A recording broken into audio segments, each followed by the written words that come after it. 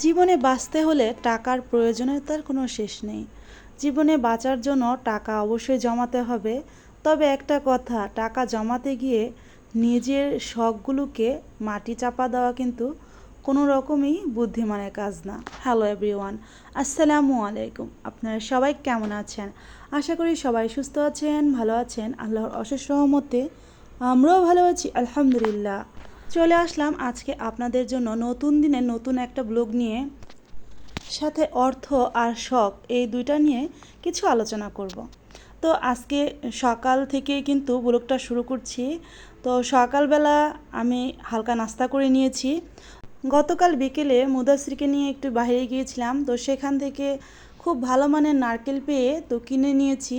আর নারকেল কেনার পর থেকে মুদাসসির পিঠা খাবে বলছিল, তাই ভাবলাম মুদাসসিরকে ভাজা পুলি বানিয়ে দেই। এটা মুদাসসির ঘুরে ঘুরে খেতে বেশ পছন্দ করে, আর আমরা তিনজনেই কিন্তু এই পিঠাটা পছন্দ করি। তো অফ ক্যামেরায় কিন্তু আমি এই পুলি পিঠাটা বানিয়ে নিয়েছি। একসাথে সবগুলো বানিয়ে নিয়েছি আর এখন ভেজে নেব। বানিয়ে এরপর ভাজতে আসলে আমার কাছে ঝামেলাটা একটু কম মনে হয়। তো এখনও কিন্তু দুপুরে রান্না বসাইনি। সকালে মানে 10টার আগে 9:30টার দিকেই কিন্তু আমি পুলি পিঠাটা বানিয়ে নিচ্ছি, যাতে বিকেলবেলা মুদাসসির 2-1টা খেতে পারে, আর এখন তার যদি ভালো লাগে খাবে।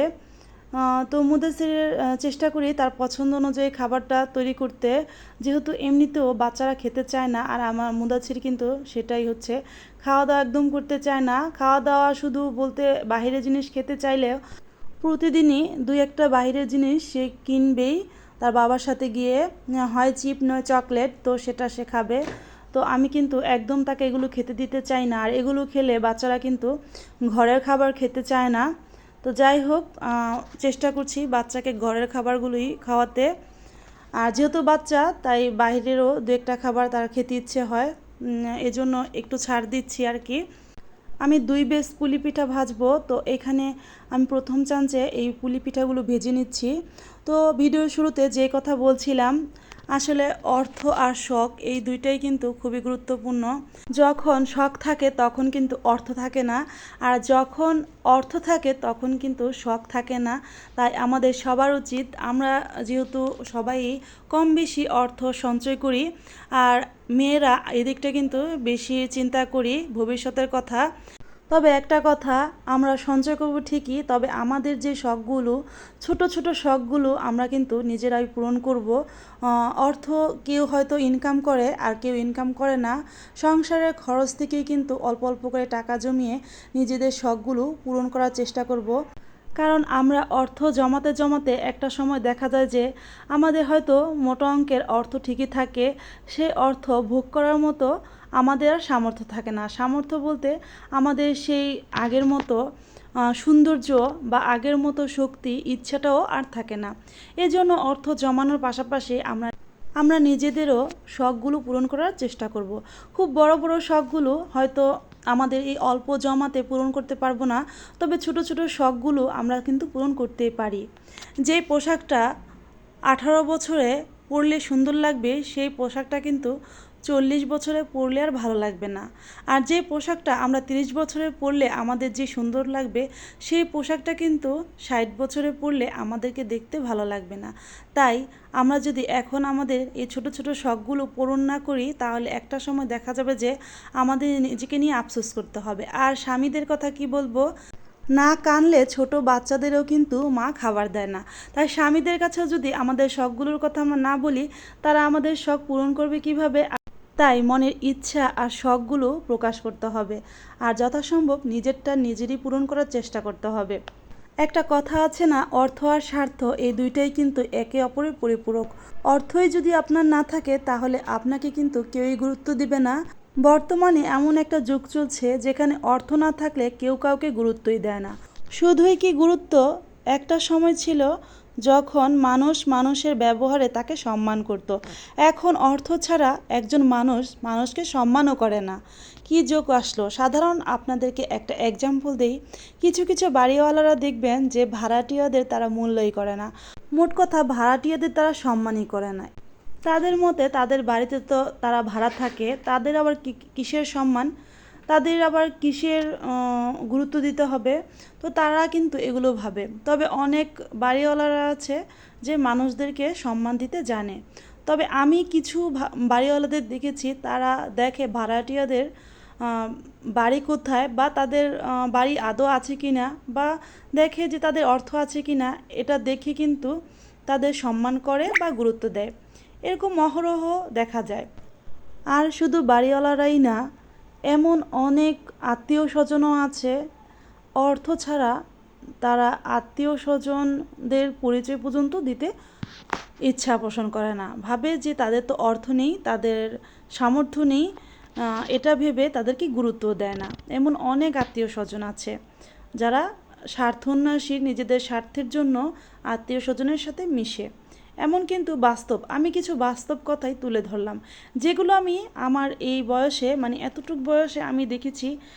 প্রাইমারি স্কুল থেকে ভার্সিটি পর্যন্ত অনেক মানুষের সাথে মিশেছি, আর এখন একজনের ঘরের বউ হয়েছি। তো এখনও কিন্তু আমি জেনেই যাচ্ছি, শিখেই যাচ্ছি, আশেপাশে অনেক কিছুই দেখছি।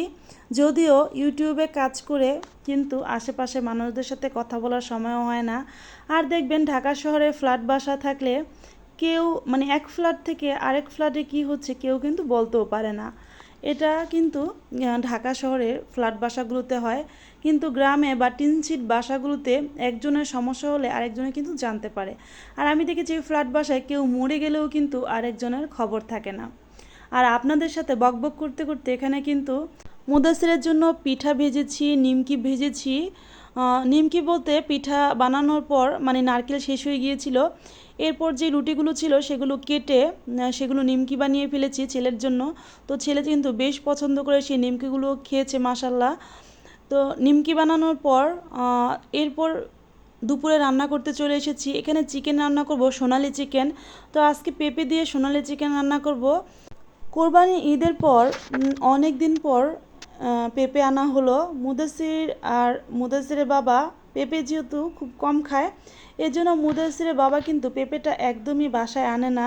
পেঁপেটা আমার ভীষণ রকমের পছন্দ, তাও যদি মাংস দিয়ে রান্না করে তাহলে তো কোনো কথাই নেই, আমি খুবই পছন্দ করি। অনেকে কিন্তু পেঁপের সাথে আলু দেয়, অনেকে বলবো কেন, আমার মাই কিন্তু পেঁপের সাথে আলু দিয়ে চিকেন দিয়ে রান্না করতো, কিন্তু আমি আসলে আলুটা একটু স্কিপ করেছি, আলুটা দেইনি। যদি আলুটা দেই সে আলুটা আমাকেই খেতে হয়, বাবা ছেলে কেউই খায় না।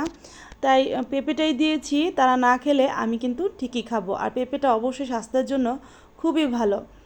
আর এই তো দেখেন চিকেনটা কিন্তু পেঁপে আর চিকেন একসাথে দিয়ে দিয়েছি। চিকেনটা যেহেতু সোনালি চিকেন, একটু কষিয়ে নিলে কিন্তু রান্নাটা হয়ে যায়।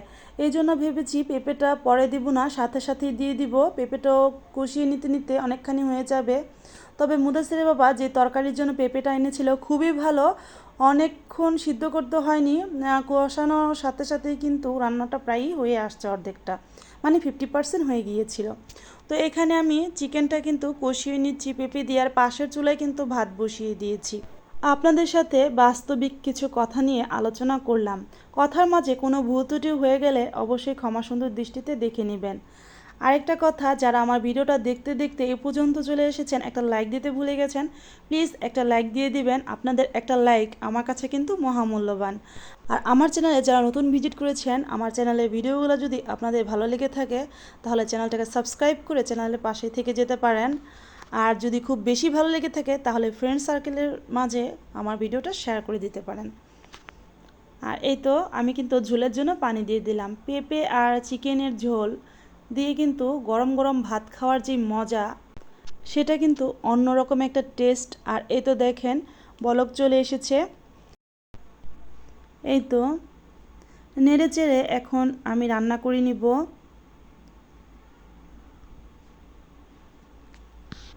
বারবার কিন্তু আমি তরকারিটা নেড়ে নিচ্ছি, আর বাকিটা অফ ক্যামেরায় কিন্তু আমি রান্না করে নিয়েছি।